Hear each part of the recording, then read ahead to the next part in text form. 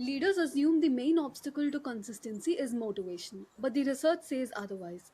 Habits fall on a predictable curve, and most programs are built in ways that make relapse worse and not easier to recover from. Here we have Samantha, our wellness program advisor on habit formation and behavior change. We'll be covering the actual science of how habits form, why start stop cycles happen, and how to design programs around recovery instead of perfection. So let me start with the question. One thing that is always coming up when you talk about building a habit is it takes 21 days to build a habit. So where does this number come from?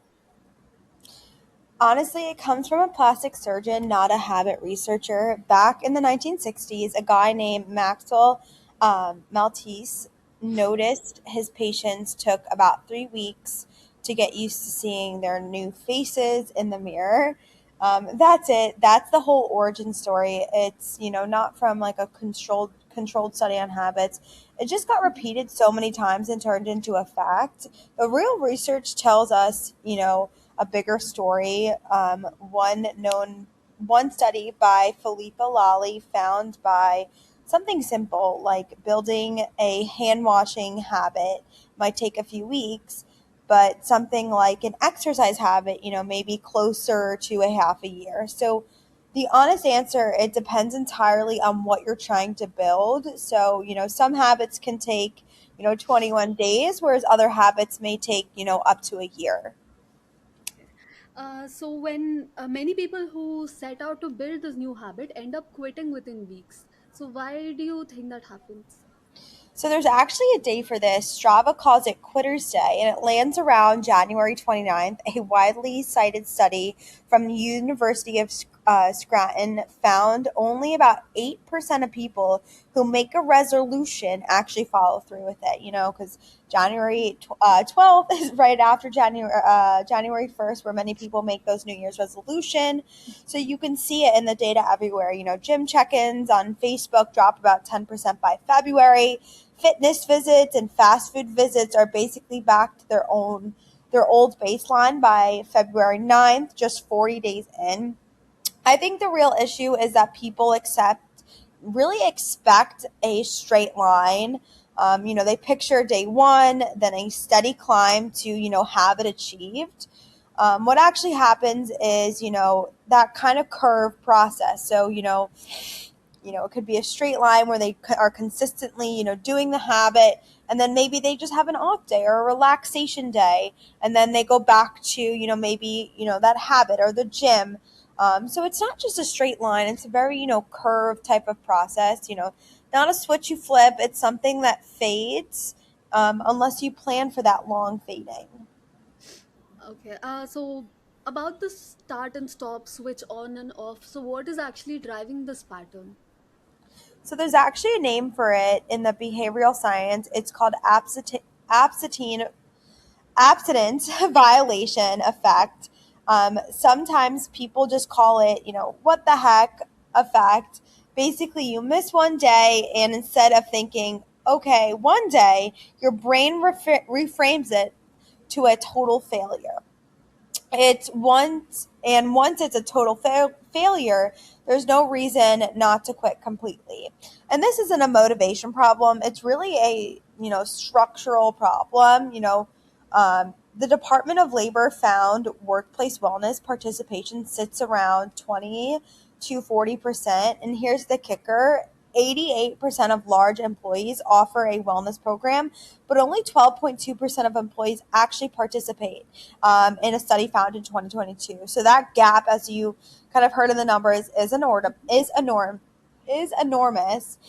It's not even, unique to people managing their own habits. And a third of fitness trackers get abandoned within 6 months. So when something drops off, that consistency, across that many people and that many contexts, it's not a personal willpower issue. It's how the system was really built to help employees and help individuals sustain these habits. Okay, but to sustain these habits, the way some programs do it is that they build it or they fix it with streaks and leaderboards. So does that approach actually help? Um, It really can depend, and honestly, it sometimes can also backfire. It really just, depends on the, you know, employee and the individual. About 73% of gamified wellness programs see engagement fall below 20% within 6 months. So, the novelty wears off in 4 to 8 weeks, and leaderboards create real stress, especially for employees who are managing, chronic illness, mental health conditions, and just aren't going to a maybe the top of a leaderboard, and shouldn't have to feel bad about that, right? There's also an irony built into gamification because it tends to attract the people who are already motivated in the first place, and the ones who kind of need that extra push. Even Duolingo, which basically pioneered this model, has users describing themselves and racing to avoid, losing a streak, until it stops feeling like, learning and starts to feel like a game they're afraid to lose. So, how should someone looking to start a habit actually go about it? Yes. And this is kind of one of my favorite pieces of research. It's called Fresh Start Effect. People are 33% more likely to exercise at the start of a new week, and 47% are more likely at the start of a new semester. And there's even a savings experiment where people saved 20 to 30% more over 8 months when they started inviting people on, explicit, fresh start date compared to, no date at all. So really the takeaway for, program design is to stop treating January 1st as the only, on ramp, and Mhm. build in monthly resets, quarter resets, even birthday based, maybe reentry points. Give people fresh starts, all year long, just not, that one shot in the dark of the winter, or maybe, one challenge a year, and that's, the time to start these new habits. Building in these, starts throughout the months or throughout the weeks, really just all year long, and giving individuals, a shot, because maybe that start of the year and that one time, entry is maybe they're not doing so good mentally. So maybe building in another type of challenge or opportunity for that employee to participate multiple times, because maybe they just were having a bad week and couldn't really start. Yeah, that makes sense. So, going back to the what the hell effect. So, what should happen when someone actually slips up? How do you support them? This is where I think most programs get it backwards. The moment someone slips, they need language, not silence. So you want to name it, this is an absentee violation effect, a single lapse getting, maybe misread as an effect, as a fixed trait. So the I have no discipline, instead of saying what it actually is, and one off, situational blip. I'd want, explicit message built in, something like a lapse isn't a, relapse. With a built-in way to re-enter immediately. So not restart shame, not waiting around for a clean Monday. And it's worth telling people directly. Lally's research found that missing one single opportunity to do the habit didn't meaningfully affect whether the habit was formed long term. One missed day is actually just a missed day, and we'll restart the next day. Okay, so you've talked a lot about all the how do you support someone. So when you actually want to develop a wellness program from scratch, what is the first thing that you'd cut away? I would maybe start off with maybe mandatory participation.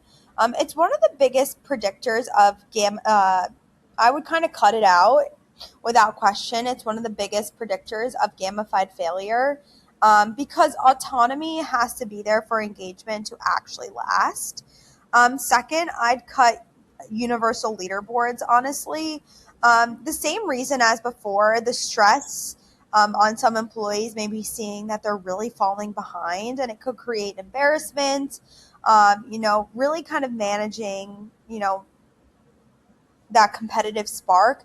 It is wonderful for some employees and really helps those individuals. But like I kind of mentioned earlier, those employees are maybe having a bad week. It can create a lot of stress for those managing maybe chronic conditions. Um, and third, I'd cut out that annual reset campaign, right? And replace it with those, always on, small reentry points tied in to, natural landmarks, a new month, a new quarter, a birthday, instead of pinning the whole program success on one January push. So how do you, even after you subtract all of these out from your program, how do you know if your program is working? What should you measure? I would stop leading it with signups or participation rates. So, that's 20 to 40% of numbers just get used as, just a vanity metric. And it doesn't actually tell you whether the program's working. What I track instead is that 60 to 90-day return rate and average lapse to return time. So, how long does it take someone to come back after they fall off? And, that's far more honest, a signal of whether the program is actually durable. So, are they learning the information and coming back? Maybe with a small habit change. So not just participation, because an individual can come and, maybe just be there, but maybe they're not actually actively listening to what's going on or a presentation, or they're just like putting in their activity and they're not really gaining much information. So maybe, are they actually coming back and learning new information? Is that what I would actually track? Sure. So, sorry. Uh, for a leader who's already tried to launch wellness initiatives before but has failed, so what would advice would you give to make this program different? Yeah, so first I'd validate the skepticism. So there's an Illinois RCT, so randomized control study, that backs up what exactly, they've experienced. So I'm going to pretend that this is easy or that it hasn't failed before, because it has, for a good document reason. So then I'd reframe the goal. So the win was never to be zero relapses. The win is, shrinking the gap between falling off and getting back on. And I'd give them one design test to run on anything they're reconsidering. Does this program have a built-in, shame-free reentry point, or does it just track streaks? That single feature predicts most of the differences in everything we really talked about today. Got it. Thank you so much for your time, Samantha. Thank you.